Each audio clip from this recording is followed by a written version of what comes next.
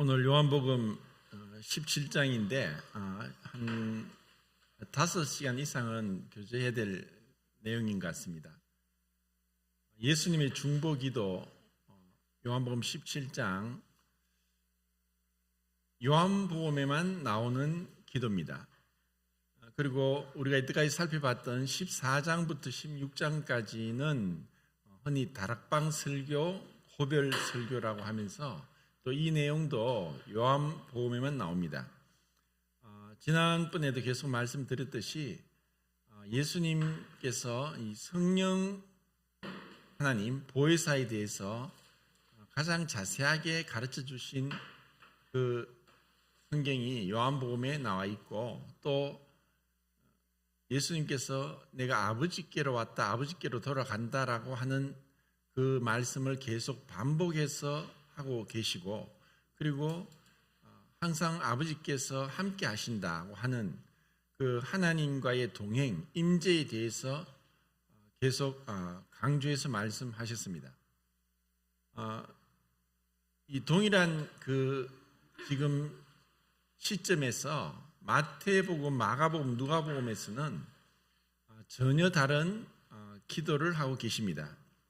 마태복음 26장 39절에 보면은 한번 보실까요? 마태복음 26장 39절.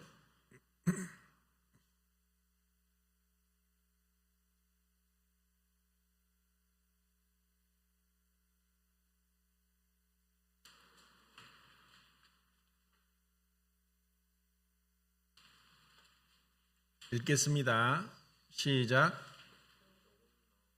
26장 39절 시작.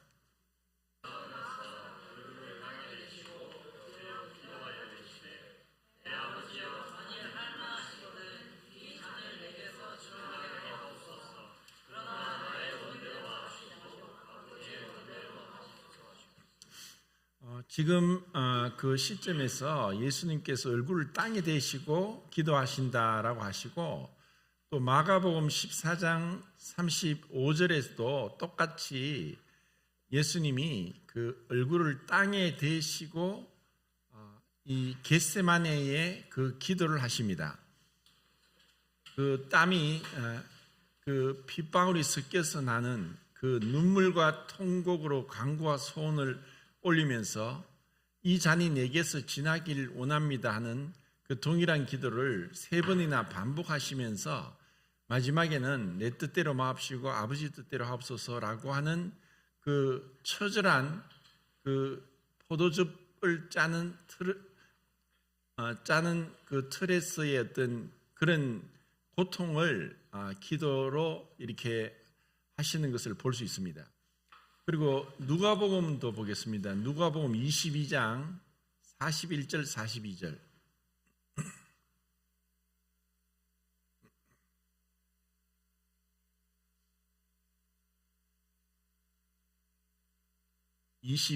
누가복음 22장 41절 42절입니다.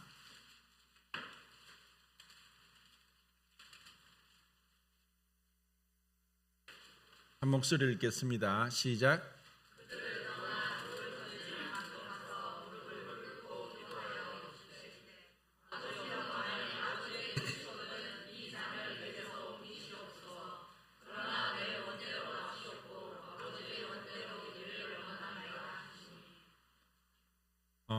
이 이제 세복음서를 이제 같이 보면은 예수님께서 마지막 그 제자들과 그 만찬을 하시고, 그리고 겟세마네 동산에 가셔서 무릎을 꿇고 기도하시다가 또 나중에는 얼굴을 땅에까지 대시면서 이 잔이 내게서 지나길 원합니다.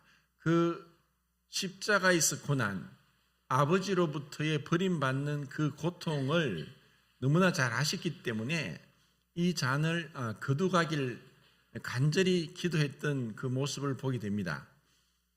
그런데 이러한 겟세마네 동산에서의 기도가 요한복음에서는 전혀 나오지 않습니다. 대신 이 시점으로 봤을 때 겟세마네 기도 이전에 다락방 설교를 마치시고 예수님이 기도하신 것을 17장에 기록하고 있습니다. 그래서 요한복음 17장을 오셔서 1절을 한번 읽겠습니다. 17장, 요한복음 17장.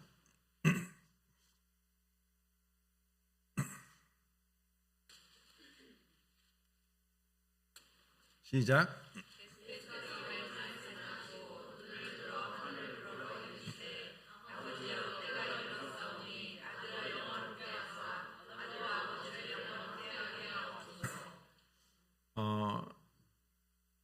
여기서는 예수님께서 이제 26절까지 기도가 있는데 그 기도에서 아버지라고 계속 반복해서 하시면서 아버지와의 가장 친밀하고 가까운 그리고 어떠한 그리낌도 없는 그러한 이 모습을 볼 수 있고 그리고 4절 24절에 두 번이나 창세 전부터 아버지와 함께 누렸던 영화를 말씀합니다.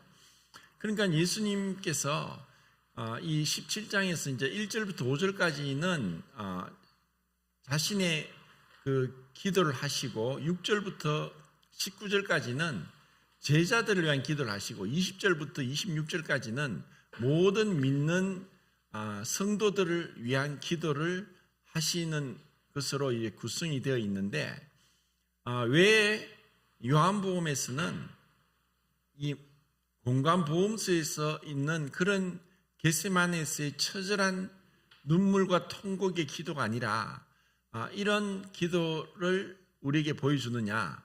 그것은 요한복음에서 예수님께서 하나님 되심을 증명하기 위해서 썼기 때문에 이렇게 17장의 기도, 흔히 우리를 이것을 대제사장의 기도라고 그렇게 합니다. 이렇게 이제 기도를 하십니다.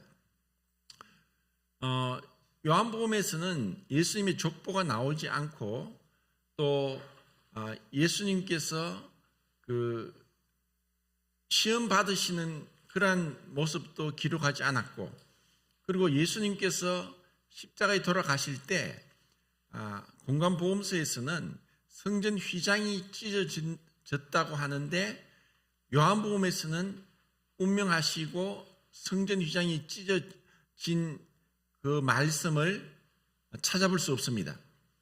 왜냐하면 지금 예수님께서는 하나님 아들로서 지성소에서 아버지와 깊이 친밀한 대화를 하는 그런 기도를 하시기 때문에 흔히 지성소와 성소를 나뉘었던 그 휘장이 젖혀져 있다. 그리고 하나님 아들로서 그 휘장이 필요 없이 그냥 그 안에 계시는 그 주님의 모습을 기록하고 있기 때문에 휘장이 찢어졌다는 그런 말씀이 있어서는 안 된다는 것이죠. 그러면은 요한복음 17장에서 그 예수님께서 왜 이렇게 그 눈을 들어서 아버지 앞에 이렇게 기도를 하시는가? 여기서 예수님은 그 하나님 되신 그 모습을 그대로 보여줍니다. 이러한 모습을 우리가 그 공관보험서에서도 볼 수 있는데 그것이 이제 마태복음 17장에 변화산상에서 예수님 모습이 갑자기 변화됩니다. 그때 베드로와 야고보와 요한을 3명만 데리고 가셨는데 그때 모세와 엘리야가 나타났고 그때 그들과 어떤 의논을 하시는 그런 장면을 볼 수 있습니다. 무슨 의논인지 모르지만 모세와 엘리야는 구약에서 율법과 선지자를 대표하는 자였고 그리고 모든 그 구약 성경의 어떤 대표격으로서 율법 선지자로서 나타났습니다. 그리고 그 두 사람은 특이하게 엘리야는 죽음을 보지 않고 하늘에 올려갔고 모세는 죽었지만 그 시체를 마귀가 그 목 건드리도록 하나님께서 막으셨습니다. 이것은 그들이 다시 이후에 예수님과 어떤 변화산상에서 나타나셔서 그 마지막 이 7년 환란 때에 두 증인으로서 이스라엘 백성들에게 그 하나님의 그 영원한 복음을 전하기 위한 그릇으로 사용하기 위해서 하나님께서 특별하게 보호해 주셨다고 볼 수가 있습니다. 그리고 예수님께서 지금 요한복음에서 이 대제사장의 자격으로서 아버지 앞에 하나님과의 친밀한 어떠한 거리낌도 없는 어떠한 장애물도 없이 이렇게 기도를 하신 것과 그 공간보험소에서 무릎을 땅에 대시고 또 기도하시다가 얼굴을 땅에까지 대시면서 눈물과 통곡으로 그 땀에서 핏방울이 섞여 나올 정도로까지 가장 그 치열하고 처절한 그 기도의 모습을 비교했을 때 예수님은 완전한 하나님이실 뿐 아니라 완전한 사람이시라는 것을 알 수가 있고, 그리고 요한복음에서 그 예수님의 본래의 모습, 태초에 말씀이 계시니라, 이 말씀이 하나님과 함께 계셨으니 이 말씀이 하나님이시다 하는 그 태초부터 계셨던 하나님이심을 이 요한복음에서 우리에게 보여주고 있습니다. 그렇게 생각하면서 우리가 공간복음서에서 겟세마네 기도를 생각하면은 예수님은 전혀 그런 겟세마네의 기도를 하실 필요가 없는 하나님이신데 왜 그렇게 하시는가? 그것은 전적으로 우리를 위한 것이고 우리의 죄를 위한 속죄 제물이요 화목 제물이 되기 위해서라는 것입니다. 그 예수님께서 지금 우리는 요한복음에서 예수님은 이렇게 너무나 당당하고 위엄 있게 그리고 하나님과 대면해서 이렇게 친밀하게 기도하는 그 원래의 그 예수님을 우리는 생각할 때 어떻게 이러한 분이 이 겟세마네에서 그렇게까지 힘들게 기도를 하실 수밖에 없었는가? 이것은 이러한 분이 십자가에 달리시고 고난을 받으신다는 것은 우리가 상상하는 것과는 완전히 다릅니다. 우리는 흔히 옛날에 우리나라 말고 다른 서양의 역사에 보면은 그런 얘기가 많이 나옵니다. 불명예를 택하느니 차라리 죽음을 택하겠다라고 하면서 용감한 기사도 정신을 발휘하고 구차하게 있던 명예를 더럽히느니 차라리 내가 죽는 게 낫다라고 했던 그러한 얘기들을 우리가 볼 때 불명예는 원래의 내 자신의 어떤 신분과 내 자신의 모습에 어울리지 않는 그러한 대우를 받는 것을 얘기합니다. 그런데 예수님이 그렇게 이렇게 하나님, 태초부터 계신 그 하나님으로서 그 겟세마네 그 기도는 우리에게 우리를 향한 그 너무나 뜨겁고 간절하고 분명한 사랑이었다는 것을 우리가 알 수 있습니다. 그럴 필요가 없는 분이 그렇게 하시는 것은, 그리고 그때는 분명히 신적 본성을 가지고 계심에도 불구하고 요한복음 17장에서 이런 기도를 하시는 창세 전부터 아버지와의 그 친밀한 영광 가운데 계셨던 그 하나님, 하나로서 분리될 수 없는 진정한 사랑의 연합 가운데 계셨던 그 예수님께서 오로지 우리의 죄를 위한 그 속죄 제물이 되시고 율법의 저주 아래서 우리가 범한 모든 율법에 대한 하나님의 심판을 대신 받기 위해서 그 기도를 하신 그 모습은 우리에게 정말 이 예수님에 대해서 다시 한번 생각나도록 하게 하는 것입니다. 그래서 제가 오늘 서론으로 17장에 대한 서론으로 그 모세의 기도와 한번 비교하면서 한번 생각해 보겠습니다. 모세는 시편에서 90편에 모세의 기도, 하나님의 사람 모세의 기도가 나오는데 그 시편 중에 가장 오래된 시가 모세의 시 90편입니다. 출애굽기 33장 11절에 보면은 그런 말씀이 있습니다. 사람이 친구와 얘기하듯이 모세는 하나님과 얼굴을 맞대어서 얘기하셨다라는 표현을 합니다. 그리고 인류의 이때까지 수많은 사람들 중에서 모세처럼 하나님과 가까이 있었던 인물이 없을 것이라 생각합니다. 왜냐하면 시내산에서 그 십계명 두 돌판을 받기 위해서 처음에 40일 동안 혼자서 혈일단신으로 시내산에 올라갔고 물도 마시지 않고 떡도 먹지 않으면서 40일 금식하면서 하나님이 직접 선 돌판에다가 십계명을 쓴 것을 가지고 내려온 것입니다. 그리고 그 것을 가지고 내려왔을 때 40일을 못 기다렸던 이스라엘 백성은 아론을 중심으로 해서 금송아지를 만들고 이것이 애굽에서 우리를 구원한 신이다 하고 춤을 추고 있을 때 대노하면서 그 돌판을 던져 깨뜨렸습니다. 그렇게 깨뜨리지 않았더라면은 그 돌판에 기록된 대로 우상 숭배하는 이스라엘 백성이 다 죽었을지도 모를 그런 상황이었습니다. 그리고 다시 모세는 두 번째 다시 시내산에 올라가서 그 하나님 앞에 있으면서 두 번째 십계명 돌판을 가지고 내려옵니다. 그리고 그 하나님과 가까이 있음으로 인해서 그 얼굴에 빛이 나서 사람들이 그 얼굴을 보기가 두려울 정도로 얼굴을 못 쳐다봤습니다. 그리고 모세는 그 빛나는 그 광채를 가리기 위해서 얼굴을 수건으로 하고 이스라엘 백성들을 보았다고 기록합니다. 그리고 이것은 나중에 그 빛이 없어지기 때문에 없어진 것을 보이지 않기 위해서 수건을 가렸다고도 이렇게 얘기를 합니다.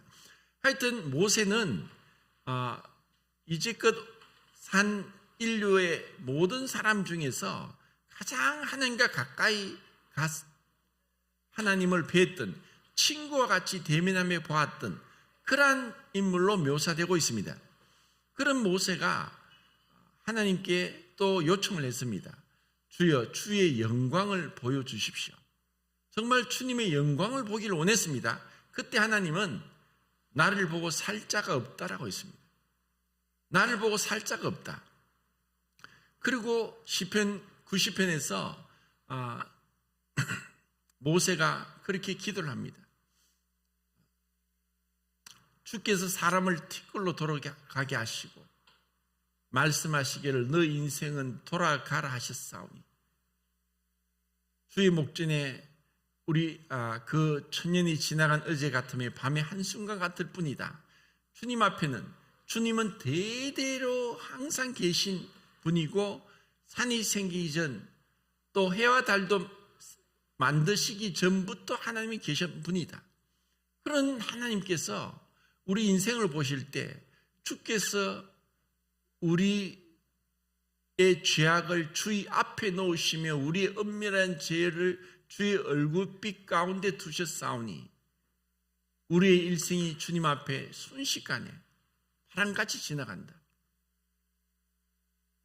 이 하나님의 사람 모세가 하나님 가까이 있었음에도 불구하고 모세가 하나님을 묘사하고 또 하나님에 대해서 가까이 갔을 때 그가 느낀 것은 하나님은 거룩하시고 자기와 우리 인생은 죄악되다는 것. 그분의 거룩하심 앞에 그분의 노의 두려움과 주님의 그 진노가 얼마나 무서운가. 정말 모세가 고백하기를 심히 두렵다. 하나님 앞에 나가서 심히 두렵다라고 할 정도로 하나님이 어떠한 분임을 가까이서 보았던 자가 모세였습니다. 그래서 우리는 하나님을 가장 가까이 본 사람일수록 자기의 죄를 알게 된다. 사도 바울이 나는 죄인 중에 괴수다라고 했던 것은 가장 하나님 가까이 갔기 때문에 그렇습니다. 그러니까 그러한 모세와 바울과 같이 그들은 보통 믿는 사람들 중에서도 뛰어난 그러한 가장 훌륭한 성도라고 볼 수 있습니다.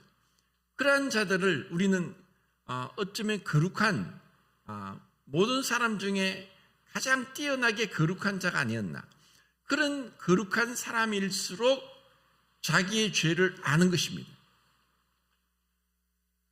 빛 가운데 나가면 나갈수록 우리의 허점이 보이듯이 우리가 가장 거룩한 사람일수록 자기의 죄가 얼마나 큰지를 안다는 것입니다. 이 세상 사람들은 당신은 죄인이요 하면 콧방귀를 낍니다. 내가 왜 죄인이냐? 그들이 죄를 알지 못합니다.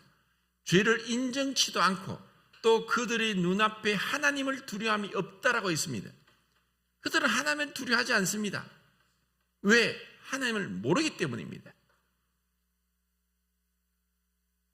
한자 수구에 당랑거철이라는 단어가 있는데 당랑이 뭐냐면 한자로 당랑은 사마귀입니다. 사마귀가 곤충 중에서는 왕입니다. 곤충 중에서 그 장수말벌과 비등비등한데 둘이가 정말 피 터지게 싸웁니다. 그래서 한 번은 장수말벌이 이기고 한 번은 사마귀 이길 정도로 곤충의 왕인데 그 당랑 사마귀가 거철 마차를 향해서 다리를 들고 싸울 듯이 싸우려고 합니다. 왜냐하면 그게 자기의 모습, 그게 자기의 포즈니까.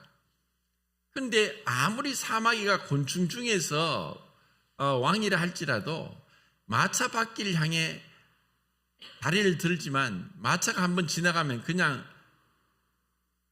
으깨져 죽어버립니다. 우리 인생은 그렇습니다.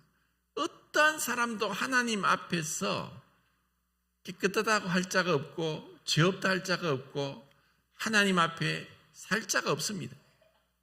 하나님은 그런 두려운 분입니다. 다만 하나님이 그분의 진노의 그 두려움을 아직까지 나타내지 않았기 때문에 세상 사람들이 죄를 짓기를 물마신 같이 하면서 하나님이 어디 있느냐 하고 시편 2편에 하나님을 향해서 온갖 헛된 말을 짓거립니다. 하나님이 귀를 만든 하나님이 듣지 않으시겠습니까? 눈을 만드신 하나님이 보지 않겠습니까? 하나님은 모든 걸 보고 계십니다.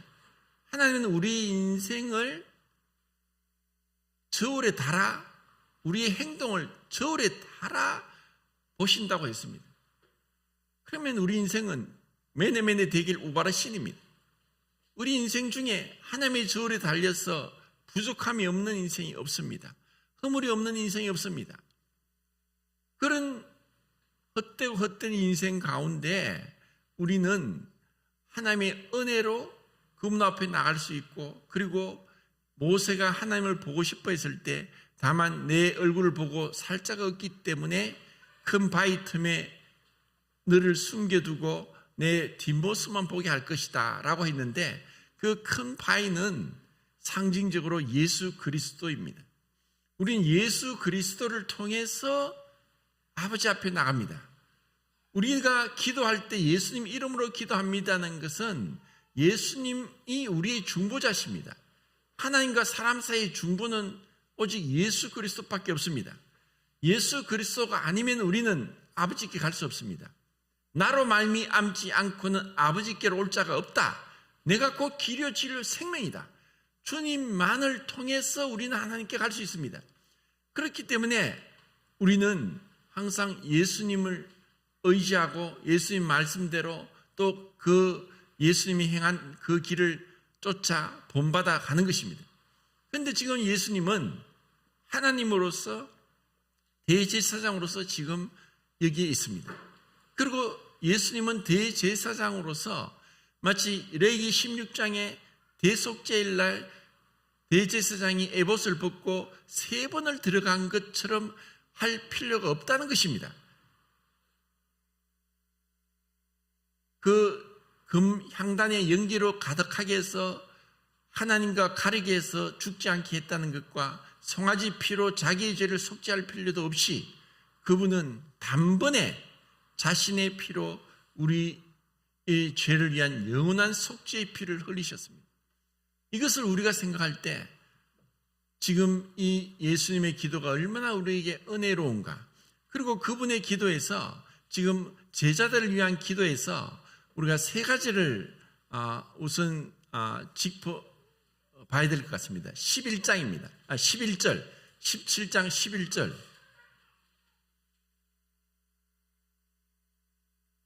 11절 읽겠습니다. 시작.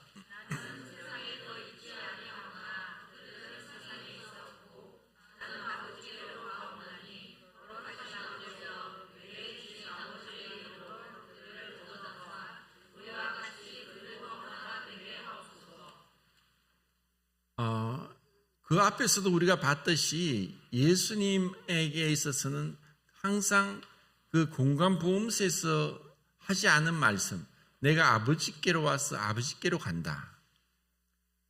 그것을 항상 말씀하셨어요. 그리고 그 기도에서 먼저는 우리가 하나님 아버지와 예수님이 하나이듯이 우리가 하나가 되길 원하는 거예요. 이 기도를 지금 여기서 5번을 하고 있어요. 하나가 되길 원하는 거예요. 결국 하나는 그 연합이 것인데 아버지와 아들 예수님은 두 인격체로 계시지만 연합되어서 하나로 연합되어 계십니다. 그렇지만 분리되어 있지 않습니다. 그리고 그 두 인격체는 구분은 되지만 분리되지 않았고 또 연합은 되시지만 혼합은 되지 않습니다. 이것이 삼위일체의 놀라운 신비입니다. 우리 인생은 하나님께서 각각 독립적인 인격체로 만드셨습니다. 어릴 때 자아가 없고 할 때는 모르지만 이제 크면 누구나 다 자아가 생기면서 부모로부터 독립하고 개개인의 인격체로서 하나님 앞에 서게 됩니다.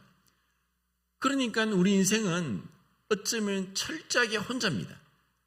홀로 태어나서 홀로 죽습니다.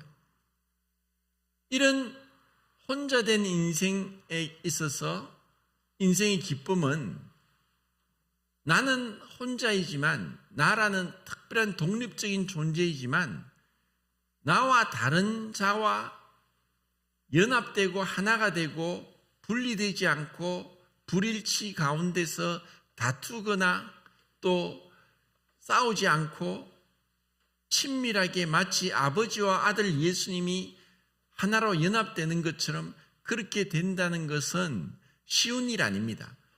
왜 우리가 그렇지 않느냐? 우리 인생에게 있어서 가장 어렵고 힘든 일은 하나가 되는 것입니다. 부부가 결혼해서 한 몸이라고 하지만 그것은 어떻게 보면은 일시적으로 육체가 하나가 되는 것 같지만 정신적으로, 감정적으로, 의지적으로, 영적으로 다른 인격체이면서도 하나로서 연합된다는 것은 그것은 쉬운 게 아닙니다.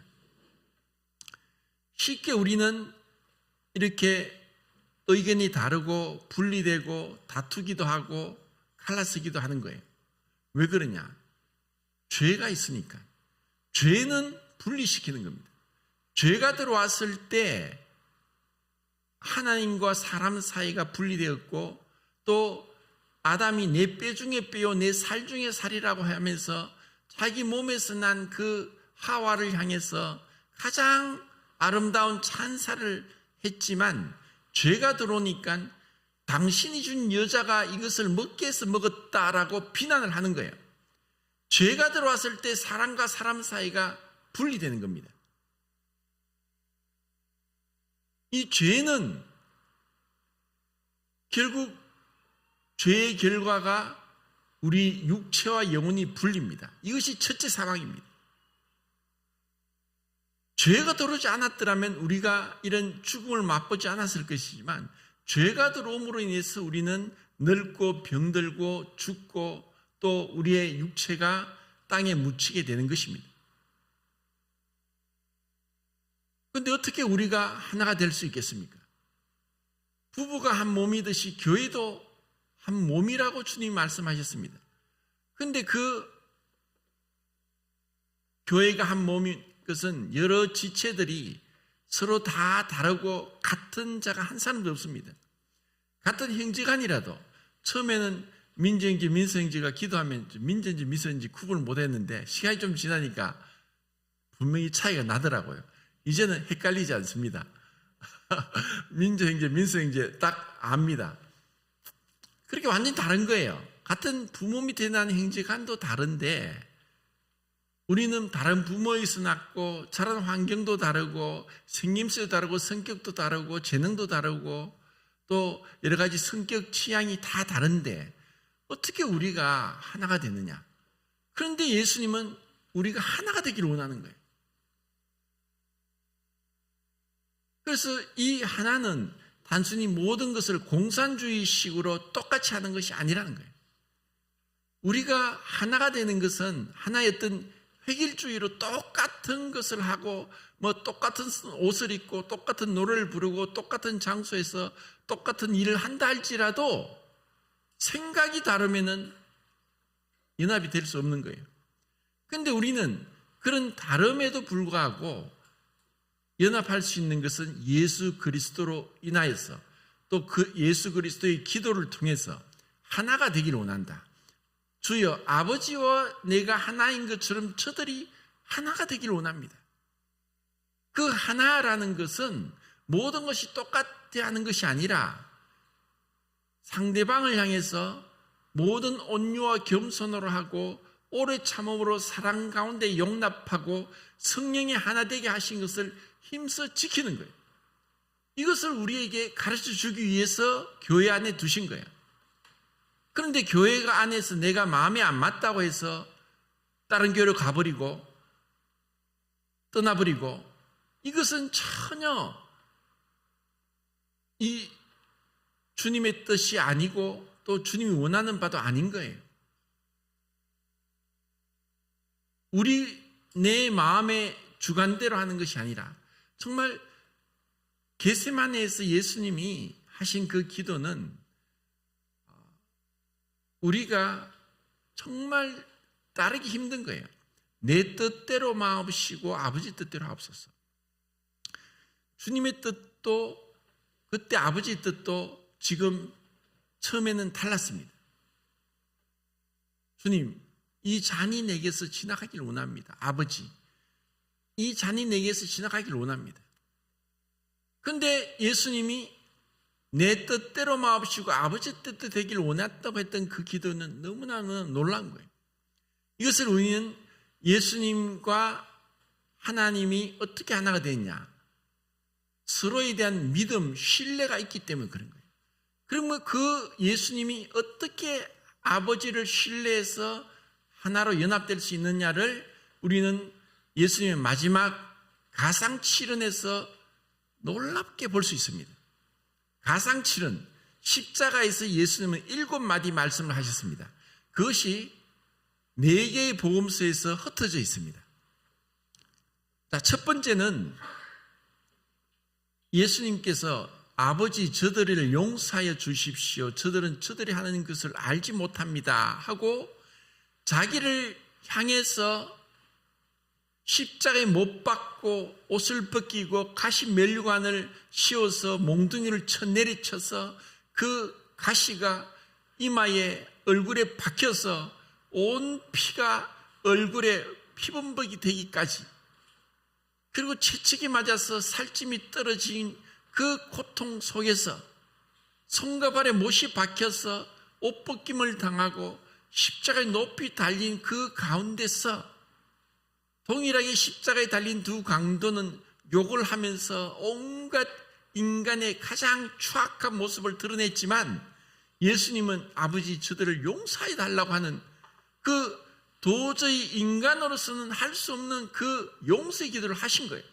이 첫 번째입니다. 두 번째는 그 십자가의 강도가 처음에는 예수님을 비난하고 당신이 메시아면 당신도 구원하고 우리도 구원하라 하고 했지만 그 둘 중에 한 강도는 그 예수님이 그 똑같이 고통 속에 있으면서도 조금의 위험도 흐트러지지 않고 비굴하지 않고 또 그 고통은 있지만 그 고통으로 인해서 그렇게 비겁해하지 않는 모습을 통해서 믿게 된 거예요. 당신이 나라 임할 때 나를 생각해 달라고. 이제 그분이 우리와 다르다는 것을 알게 된 거예요. 그때 예수님이 그래 네가 오늘 나와 함께 낙원에 있으리라. 예수님이 마지막 죽으시면서까지 한 영혼을 주님께 인도하는 거예요. 그리고 세 번째가 요한이 모든 제자가 도망갔지만 요한만 예수님을 따라갔어요. 그때 예수님은 요한에게 보라 내 어머니다. 마리아를 의탁한 거예요. 육신의 어머니인 그 마리아를 그가 죽으시면서 고통 가운데서도 어머니를 마리아에게 의탁했고 마리아에게 보라 아들입니다 라고 하면서 그 아들과 어머니 관계를 맺게 해준 것이 세 번째입니다. 네 번째가 엘리 엘리 라마 사박단입니다. 나의 하나님 어찌하여 나를 버리셨나이까. 예수님이 지금도 이 17장의 대제사장 기도뿐 아니라 그 앞에서 계속 아버지와 나와 함께 하신다. 예수님은 아버지 비록 육신을 입고 이 땅에 오셨음에도 불구하고 하나님은 결코 그분을 떠나지 않았습니다. 그런데 그 마지막에 네 번째 그 떠나실 때 그것이 육체의 고통보다 더 큰 고통이었습니다. 왜냐하면 지금 창세 전부터 아버지와 한 번도 떨어진 게 없이 하나로 연합되어서 친밀한 사랑의 교제로 연합되어 있었는데 이제 그 아들에게 우리의 죄를 향한 하나님의 저주의 칼날이 내려질 때 하나님 아버지가 그 아들을 떠나시는 거예요.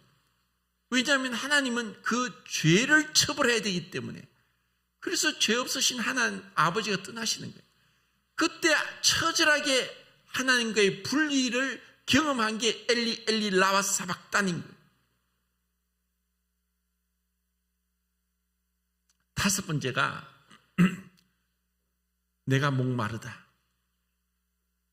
이제는 완전히 홀로 남겨진 가운데 내가 목마르다. 그분이 생수의 근원 되신 분, 나를 믿는 자는 그 배에서 생수의 샘이 흘러 넘치리라. 생수의 근원 되는 그분이 내가 목마르다.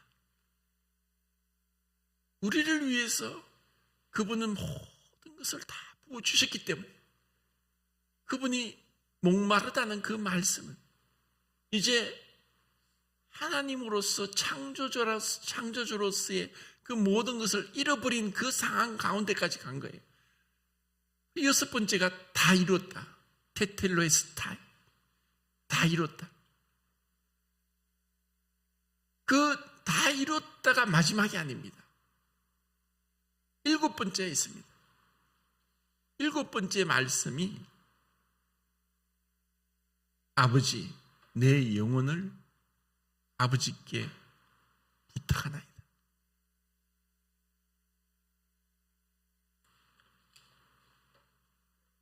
이것이 주님의 믿음이었어요. 이것을 조금이나마 맛본 사람이 있어요. 그 사람이 욥입니다. 욥기서 13장 15절에 킹 제임스 버전에 그렇게 나와 있습니다. 그가 나를 죽이실지라도 나는 그분을 신뢰하겠다. 욥은 죽진 않았습니다. 죽음까지 내몰렸죠. 그래도 욥은 하나님을 신뢰했습니다. 그 신뢰가 하나가 되게 하고 연합이 되게 하는 거예요. 하나님은 예수님을 버렸어요. 우리 죄를 지고 죽으시기 때문에. 그런데 예수님은 내 영혼을 아버지께 부탁합니다.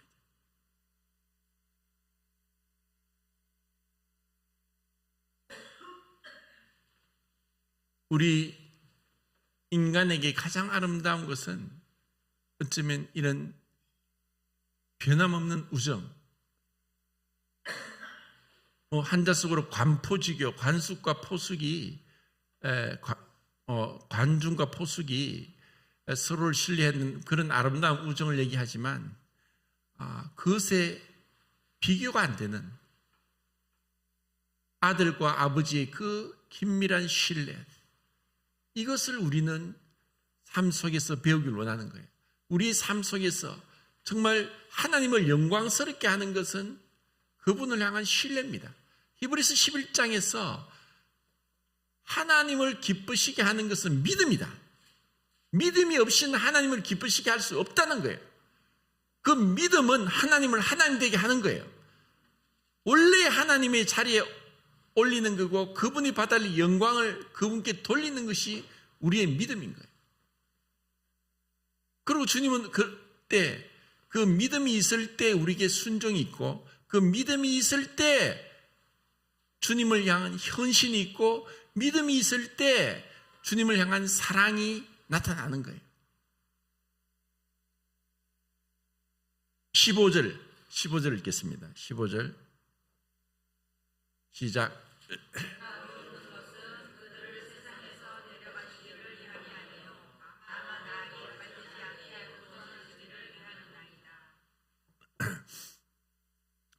주님이 제자들에게서 그냥 데려가신 것이 아니라 악에 빠지지 않도록 지켜 보존하기를 원하십니다.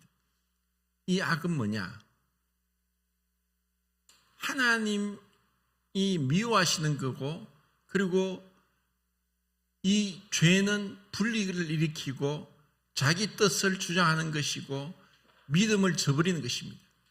신의를 저버리는 것이고 분리되는 것이고 자기를 기쁘게 하는 것이고 상대방을 기쁘게 하지 않는 것입니다. 주님이 내 뜻대로 마옵시고 아버지 뜻대로 하옵소서라고 하면서 우리에게 참된 믿음이 무엇인지, 또 자기 뜻을 주장하면서 그것이 죄였고 그것이 하나님과의 분리를 일으켰는데, 이런 세상 가운데서 우리가 악에 빠지지 않기를, 하나님의 뜻대로, 그분 뜻대로 우리가 좀 더 편한 것을 추구하고 또 우리 자신을 더 사랑하고 또 우리 자신이 기뻐하는 걸 하고자 하지만, 주님께서 우리를 사랑하셔서 우리를 위해서 자기를 희생하신 것처럼 우리도 주님처럼 그렇게 다른 사람을 위한 희생과 헌신을 요구하시는 거예요. 그리고 17절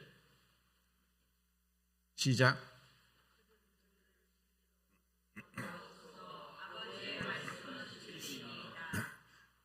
그것이 우리의 거룩입니다. 거룩은 점진적인 것이고 계속되는 것이고, 우리가 주님 앞에서 그 상태에 있어서 주님을 닮아가는 것이고, 세상과 분리되는 것이고, 악과 분리되는 것이고, 그리고 주님과의 연합의 그 긴밀한 연합 가운데 들어가는 것입니다. 이런 것을 이제 요한일서 1장 1, 2, 3절을 읽고 마치도록 하겠습니다. 요한일서 1장 1절, 2절, 3절.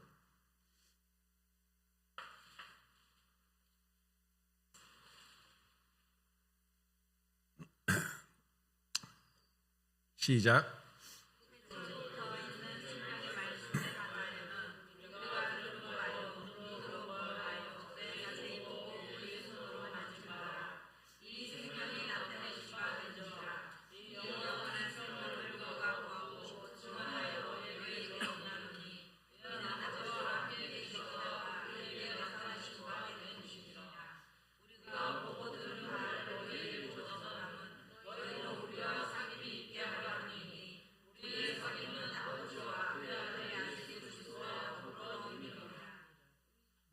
태초부터 있는 생명의 말씀, 아버지와 아들의 그 사귐 가운데로 우리를 초청한 거예요.